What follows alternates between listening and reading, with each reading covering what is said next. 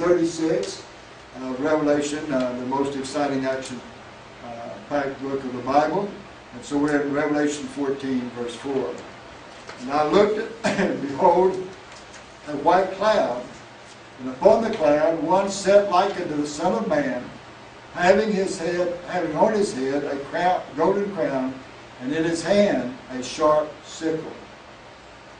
So here is a cloud, and one sitting on the cloud. He's got the crown, golden crown on his head, and a sharp sickle. And we identify this as being Jesus, as we'll see later on. And this is the harvest of the tribulation saints.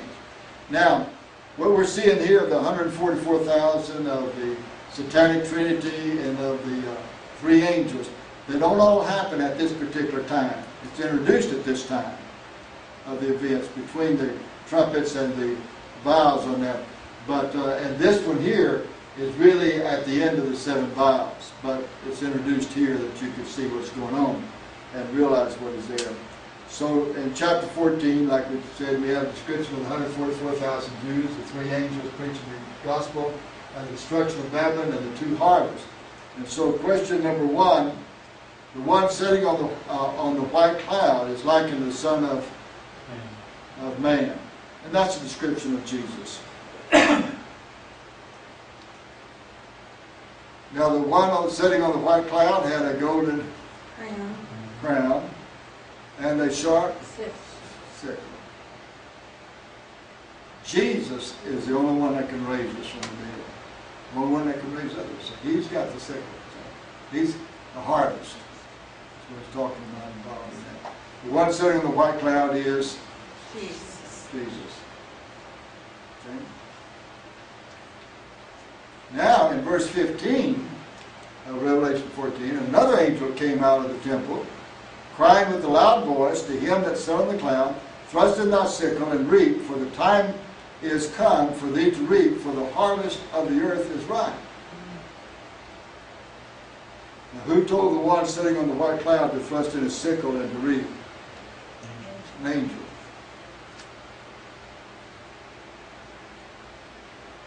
True or false in question number 5. Is it time to reap, for the harvest of the earth is ripe? Oh, pardon me, it is time to reap, for the harvest of the earth is ripe. All right, it's true.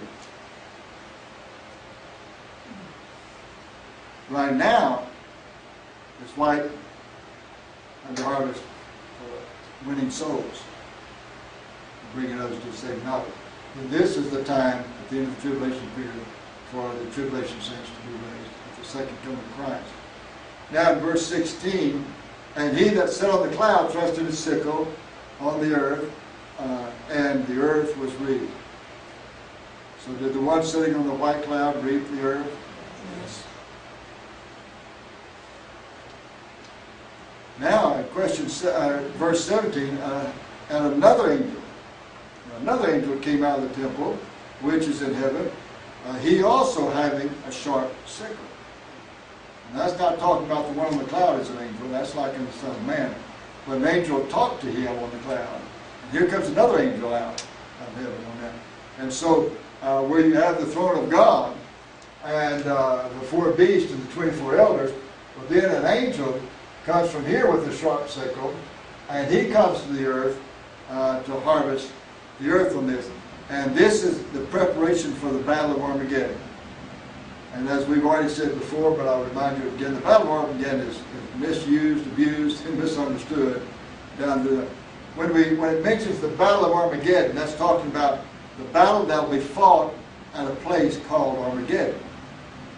And so Joe MacArthur, man, he loved God, and he read his Bible every day. But every time he'd go to battle, this could be the Battle of Armageddon. Well, he wasn't over there. He'd be in France or Germany or some other place. There's no way it could be the Battle of Armageddon unless he went to Armageddon to fight the battle there. And but anyway, this angel comes out to gather all of the armies of Satan into Armageddon to stop us from coming back. And that's where the battle is, and that's the battle. We'll fight in that battle. We win, so don't worry about it. We'll be in our resurrected bodies. You're not going to be hurt. They will be. So who else had a sharp sickle? an angel. Now another angel came out of the altar, which had power over fire, and cried with a loud voice to him that had the sharp sickle, and gather the cluster of the vine of the earth, for her grapes are fully ripe. So who had power over fire? Well, I had another angel.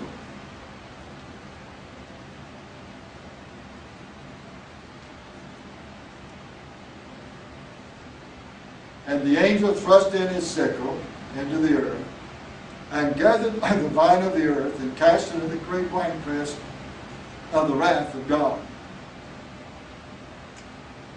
Now, here's what it's talking about. The angel gathers, and what he does, the angel in doing this, causes the dragon to send out his false spirits, frogs, to the three that is there, to his son, and then to the false beast. And the river Euphrates is dried up, which is up here at the top, makes ways for the king of the east, and they bring all of their armies into this valley right here. This is called Megiddo. In Hebrew, or in Greek, is pronounced Armageddon. And so to fight the Battle of Armageddon means that battle's got to be there. If it's fought down here, it's not the Battle of Armageddon. If it's fought in France, it's not the Battle of Armageddon. If it's fought in America, it's not the Battle of Armageddon. It must be the battle that is fought here, in this location.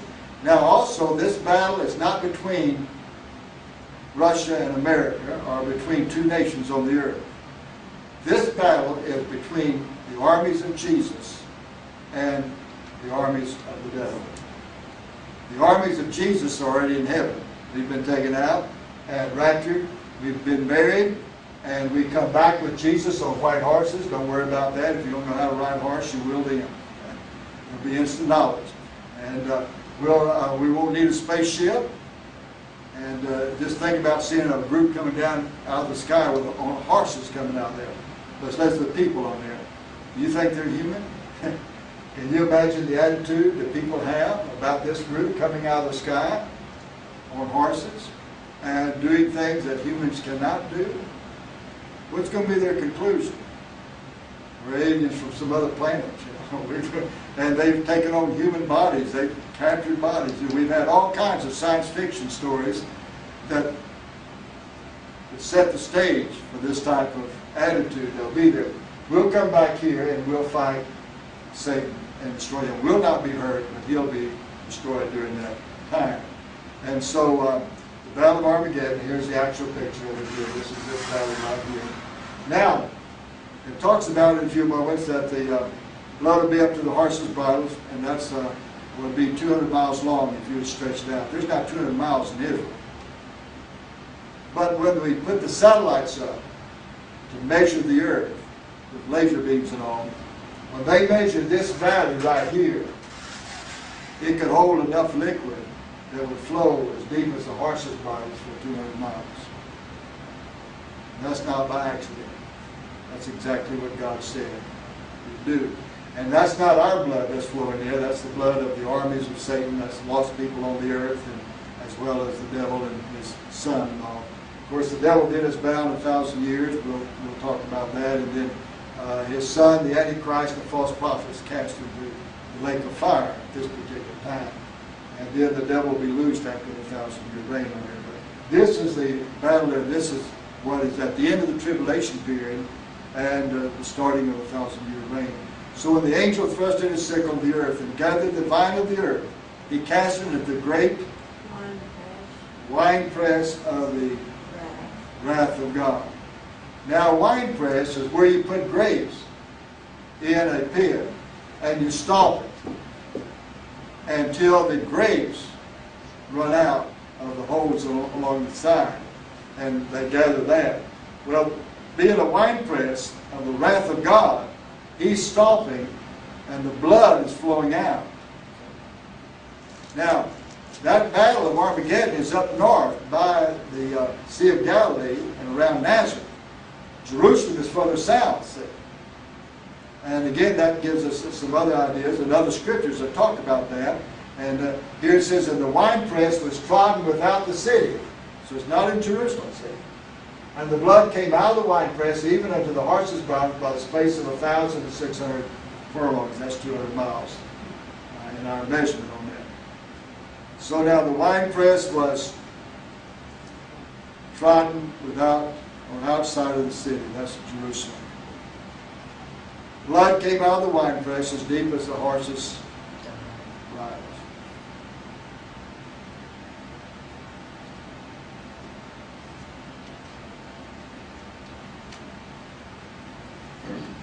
Now, this is going to happen at the second coming of Christ. Now, you must understand there's some major battles that goes on.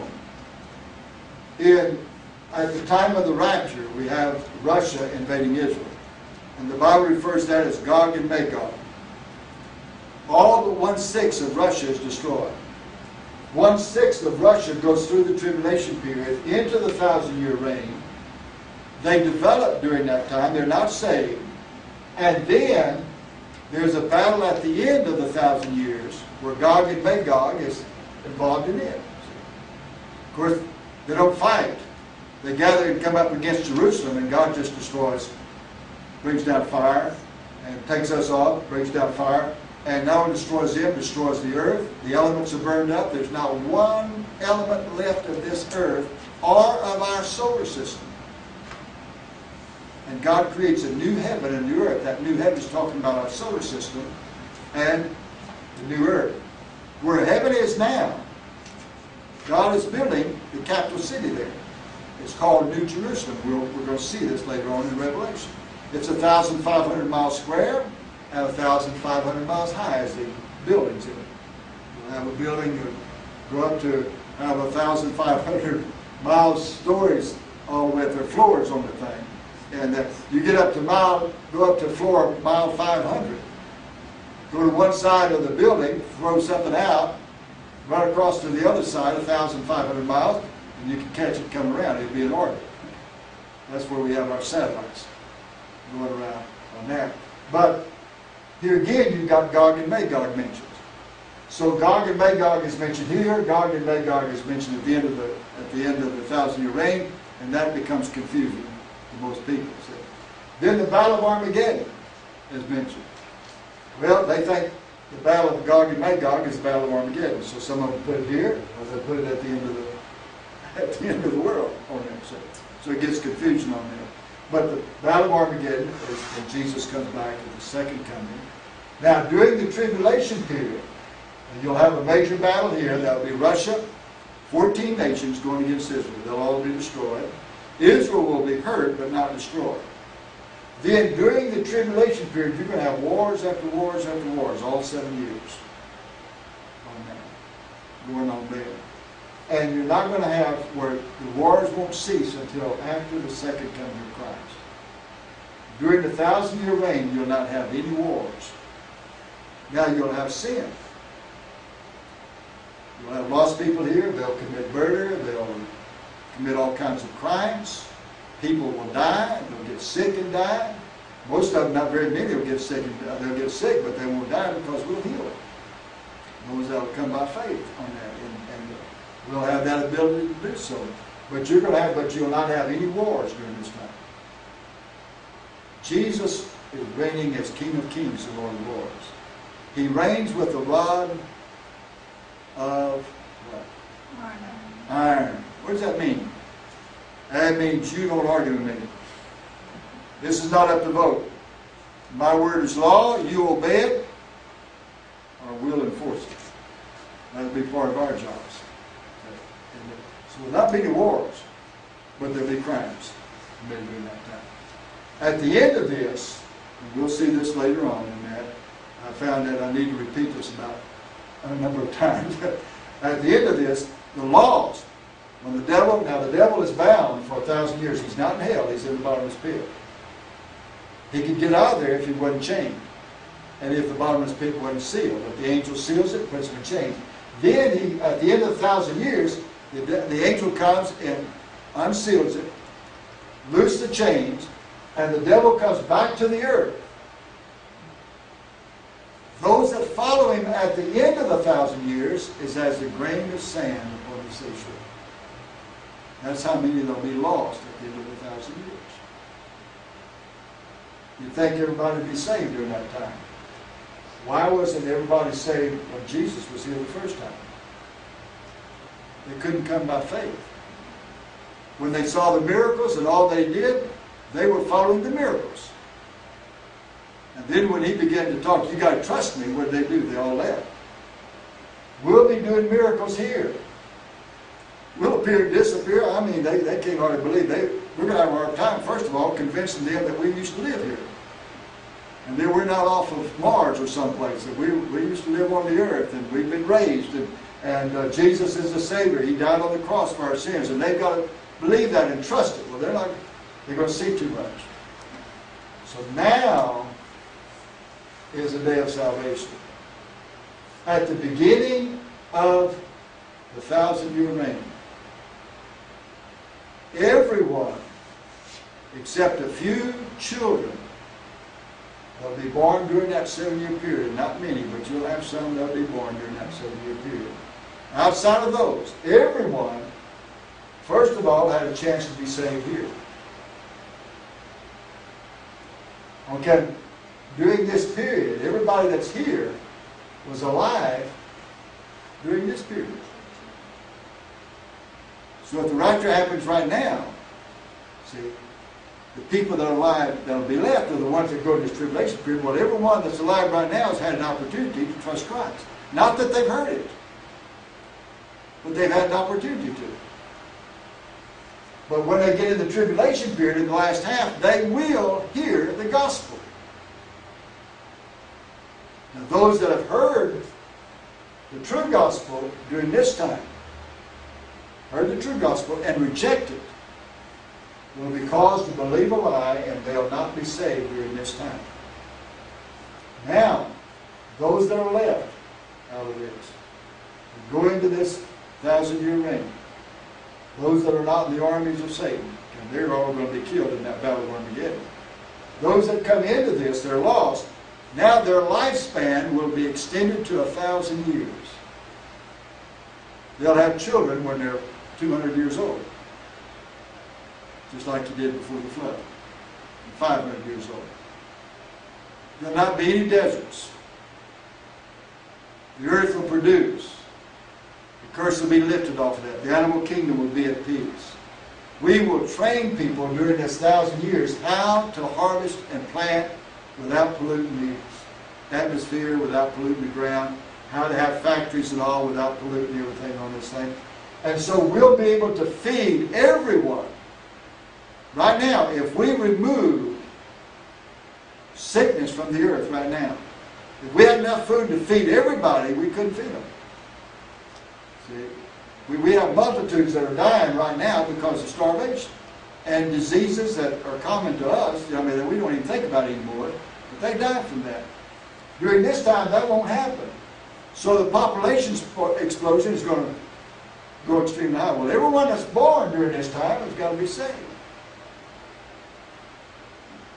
Now turn to Isaiah chapter 65, I believe it is.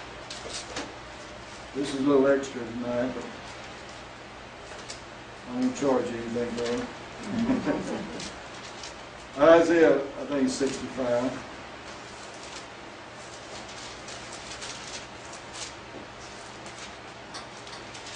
Let's see. Yeah, Isaiah 65.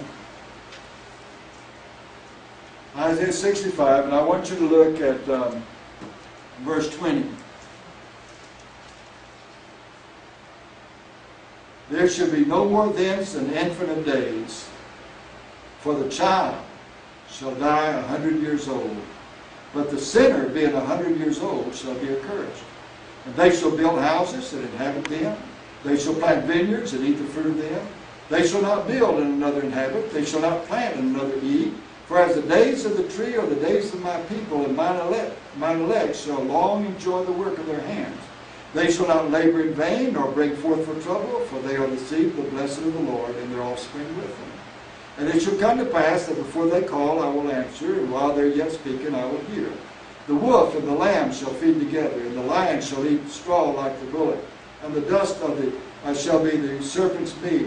They shall not hurt nor destroy in all my holy mountain, saith the Lord.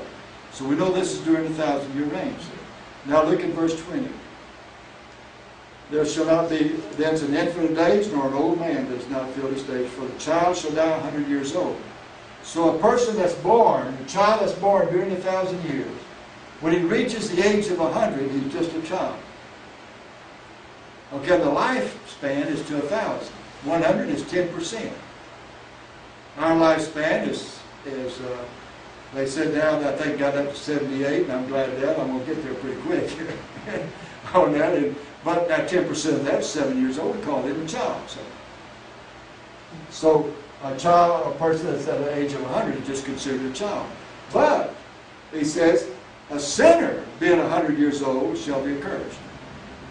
They'll have 100 years to accept Christ. After that, they'll not be saved. How many years do we have now to accept Christ?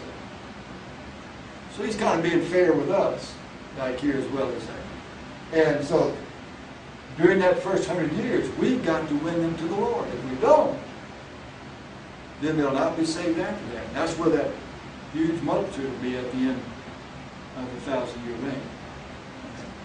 And so now these things you can understand a little better as we get along and get all these other backgrounds.